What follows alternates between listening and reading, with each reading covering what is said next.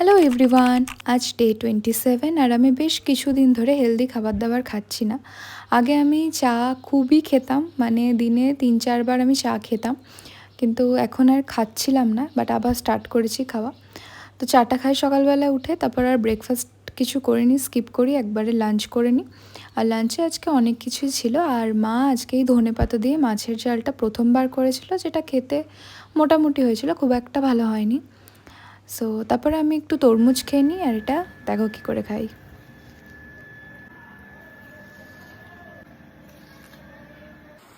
তো তোমরা তো দেখলেই আমি কী করে তরমুজটা খেলাম, ওই আর কি এডিট করেছো এরম করে খেয়ে। আর তারপর রাত্রের বেলা বৃষ্টি হচ্ছিল, তাই তোমাদের সাথে এটা শেয়ার করলাম।